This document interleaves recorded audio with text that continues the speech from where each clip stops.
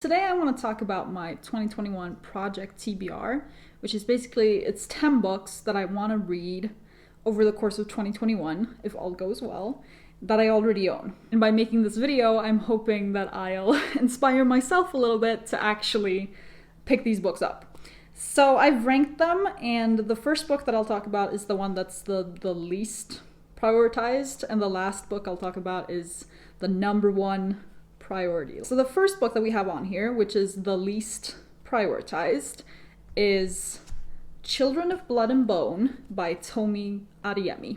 Now this is a YA fantasy that I don't actually know a whole lot about. I know it's the first in the Legacy of Orisha series, which is currently only 2 books, but I think it's supposed to be at least 3 books. I know it's an African inspired fantasy, which is interesting because that's not something I've ever really read before. I think it's like magic users are oppressed and the main character's mother, I believe, is killed or something. And so there's a whole conflict there. But I don't actually know like 100% what it's about. I just know that it's been really hyped and really talked about, and it seems like a lot of people really like it. I don't know how I'll feel about it. I've heard that it's really like YA tropey, so I don't know how I feel about that, but it's been on my shelves for a long time, so I feel like I should at least try to read it. So if I have the opportunity during this year, I would love to get to this one. Now, the second book that I have is Dragonflight by McCaffrey, which is the first book in the Dragon Riders of Pern trilogy, which is part of an even larger kind of expanding series of over 20 books about the Pern universe. I don't know exactly, but it's the first book in this ever-expansive thing. And it's a really classic fantasy. I believe Dragonflight was published in the 60s. And I've had this massive, trilogy bind-up for a while now. I wished for it for Christmas, I think, a couple years ago, but then I never read it. And I know it's supposed to be a really fundamental fantasy, like a place where a lot of things got started. It's got dragons. I love dragons. I've heard some mixed things. I've heard that there are some problematic, or whatever you want to call them, things in there. But I don't know if I agree on the problematicness of them, so I kind of want to see them for myself. It seems interesting, kind of a classic fantasy with dragons. It doesn't seem like it could go that wrong, honestly. So Dragonflight by McCaffrey, and possibly, the rest of the first trilogy are something that I would like to get to, possibly, in 2021. Book number 8 on my ranking is Red Notice by Browder. This is a non-fiction about a financier, an American or British, I don't know, a Western financier who worked in Russia right after the fall of the Soviet Union, and who ended up getting, pulled into a lot of really dirty politics, and who apparently is kind of one of Putin's most wanted or something. I gave this to my boyfriend for Christmas, and he read it in just a few days and thought it was really good. So it sounds really interesting, so I'm thinking maybe I'll read it too, so we can talk about it. It's not necessarily the kind of nonfiction that I would normally maybe pick up, but it does sound really interesting. It's supposed to be kind of like reading a political thriller, so that sounds fun. It doesn't sound like it's very dry or anything, so I appreciate that. And so this is also on my Project TBR. Book number 7 on my Project TBR is The Fifth Season by N.K. Jemisin, which is the first book in the Broken Earth trilogy. Now this is an epic fantasy series that's about a country or like a world that constantly ends, like the world ends, or there are these like giant earthquakes. So basically the civilization ends over and over again. Everyone's had to kind of adapt to that possibility. And there are people who can control earthquakes, and people who really don't like them. I don't exactly know what the plot is. I know there's a mother who loses her child, and so she has to try and go find them. I don't really know. I just know it's been super hyped, that all these books won a bunch of awards, and people love these. I am currently reading the Inheritance trilogy by N.K. Jemisin. I finished the first book right at the end of 2020. So ideally I would like to finish that trilogy before I jump into this trilogy. So depending on how quickly I do that, I don't know if I'll get to this in 2021 or not, we'll see. But I would love to get there because I have heard that it's supposed to be absolutely excellent. and I kind of want to be in on the know, you know, like I want to know what people are talking about. So this is definitely a book that's strongly on my radar and I would like to get to in not too long. Book 6 on my Project TBR is a classic, and it's The Picture of Dorian Gray by Oscar Wilde. It's about a man who basically makes a deal with like the devil, I think, to stay young and beautiful forever. But that has consequences, obviously. When you make, you know, that kind of deal, there's always a downside. So this book is about kind of the fallout from that, I'm assuming. And I've never read it. I know of the premise, or like of the twist, but I would love to read it. It's very short, so it won't take me too long, and I would love to say that I have read this. It's just kind of one of those books that you want to be able to say that you've read. And also I think it's supposed to be really good. Murphy Napier has really raved about this, so as I said, it's very short, so it's not going to take me a super long time to read, so I just want to get it done, and I'm hoping I'll love it. Now we're at my top 5, or my top most prioritized books on this TBR, and book 5 is The Group by Mary McCarthy. And this is a book I bought quite a while ago. I just picked up somewhere, I think, but I never actually read it. It was written in the 60s, but it takes place in the 30s. So it's kind of like the 60s take on the 30s, which is always interesting. And I think it's a little bit maybe like Sex and the City, but in the 30s.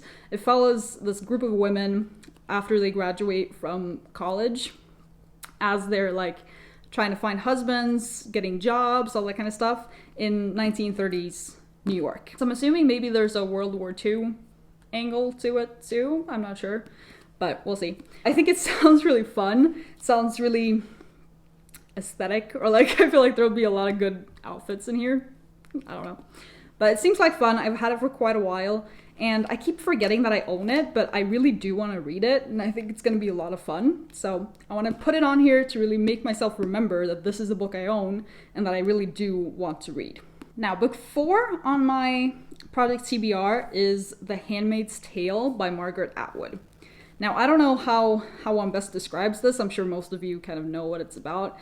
But it's about this dystopian society, I guess, where women are really controlled and some women are handmaids, and their whole purpose is to kind of give birth, because being able to give birth is now a really like rare ability because most women can't anymore. And so I don't know how to explain it. You probably know. I don't need to explain it poorly. I've seen some of the TV show, so I'm fairly well acquainted with the whole premise. I think the premise is really interesting. The TV show didn't 100% work for me, but I'm really excited to like see it in book form. And obviously this is a big classic. A lot of people have read it. I want to be in on the know. And, you know, maybe if I really like the book, maybe I can pick the TV show back up. I don't know.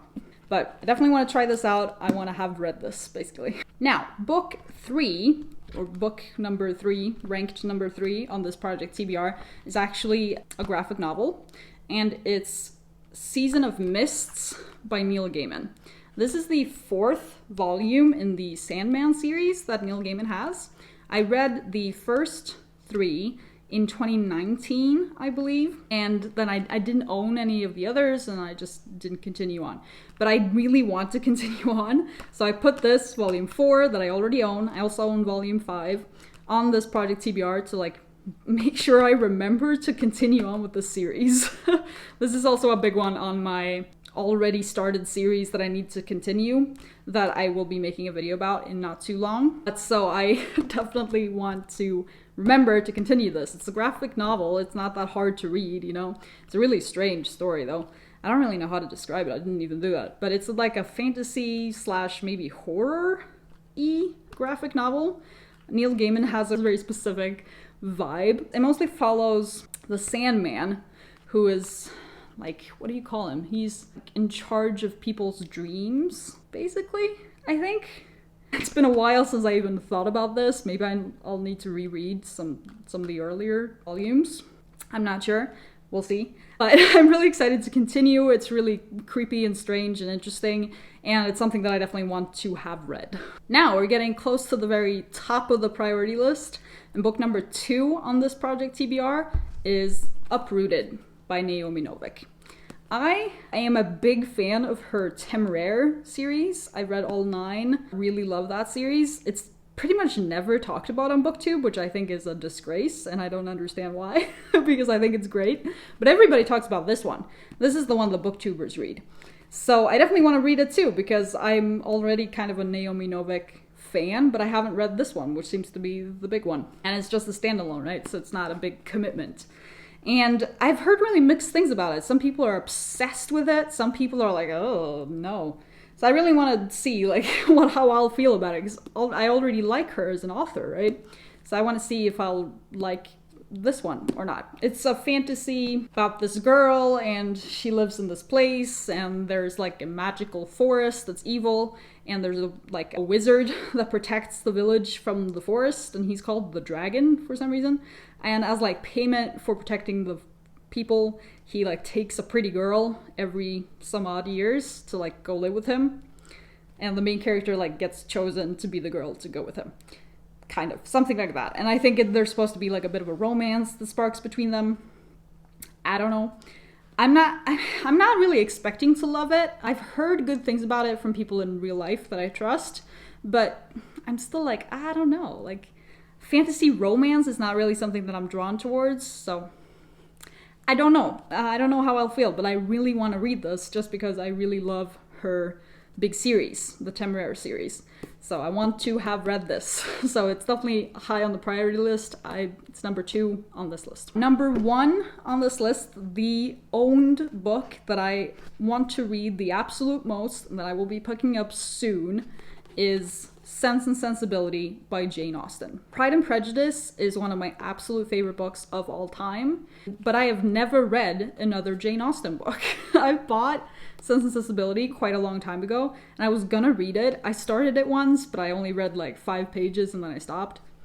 I don't know why, but I really want to read more Jane Austen, and this one I've had for quite a while, so it only makes sense that this would be the next one. I've heard that this is not as good as Pride and Prejudice, or like that this is one of her weakest books. I think it was the first book that she published, or that she wrote at least. But I'm fine with that. I don't care. Like, I want to have read all of Jane Austen's books eventually, and hopefully not too long. So it doesn't really matter if this one is not going to be as good as Pride and Prejudice, because I want to read them all. Why not just go with this one next? You know, it doesn't really matter. I want to get through them all. And I've seen the movie, and I really like the movie. Sometimes I think that helps with these more classic novels. I know for some people that might be like, how could you say such a thing? You can never watch the movie first. But sometimes with these more like older, slower classic novels, I think it can be easier if you see the movie first, because then you're already into it, so it's easier to get into the book. I like the movie, so I'm excited to pick this up again. I don't really know how to describe the story. It's about 2 sisters who are very different. One of them is really like laced up and proper, and the other one is very like wears her heart on her sleeve, kind of inappropriate. And they're both trying to, you know, deal with life, find love, all that kind of good Jane Austen stuff. You probably know about it. It's a classic. So I'm really excited to read this as my continuation of Austen. I read Pride and Prejudice many years ago and love it. I've read it several times, but I've never read more Jane Austen, and that just doesn't seem right. So this is priority number 1 of all the books that I own. Get to this one soon. So that was my Project TBR. If you have any opinions on that, anything that you like, anything that you don't like on here, do let me know. I'm not gonna really take anything off this list if somebody tells me they don't like it, because this is a priority here. But you can still let me know so that I go in prepared, I guess. I don't know. That's that on that. I will turn off this recording and start another recording right after, so I'll be looking exactly the same, and I will be doing my 2020 goals. So that will be the video that you see right after this one. Thanks for watching. See you back next time.